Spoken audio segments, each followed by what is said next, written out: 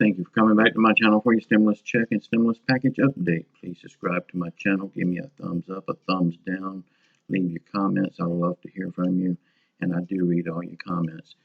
And I want to thank you for all the support that you've given me through this hard time. Y'all please share this video out. It would help me tremendously. I'm going to give you a little update on my wife. And then we'll get into the stimulus. Now they've done it again. They won't let me see my wife again. The hospital's on a total lockdown again. But I did talk to the nurse about an hour ago, and he told me that this is the first time he's seen her, has worked with her, and so he don't have anything to go on. But he said all of her stats are good. All of her lab works is good. She's still on the CPAP machine. He's got it on 60% oxygen for her. He said he's trying to keep her off of being incubated because once they incubate, it's hard to get them off of it. And he said most of the time it's a death sentence. So they don't want to do that unless they just have to. I asked him, just like I've asked everybody else, does he see her getting better? And he said yes. He just said that with the congestive heart failure, it is so hard to tell. It could go south at any minute. He said only time will tell on that. The doctor has not been in yet, so I have not heard from the doctor. And I told him the conflict that I had with the two doctors. One said that she may very well pass. The other one said that she's going to get through it. Told him I didn't know which one to believe. And he said it's that hard on congestive heart failure. You just don't know where it's going to go. So y'all please keep praying. And I thank you very much. Okay, we finally got some good news, tentatively good news, on the next stimulus package. But I want to go over two other little things first. I want to talk about Australia. We know Australia rolled out a stimulus package for their people.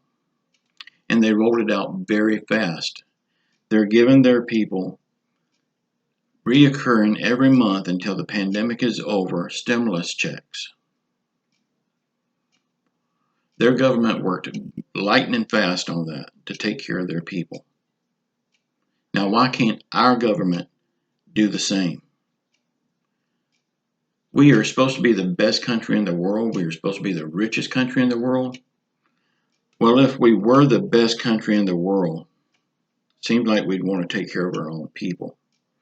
And if we are the richest country in the world, now we can see why. They don't do anything to help their people. They just hoard the money for themselves. Another thing, they're saying now that 67% of Americans are wearing masks. That is up from 54% in May. Research also shows that if 80% of the people would wear a mask, the pandemic would be over in 1 month.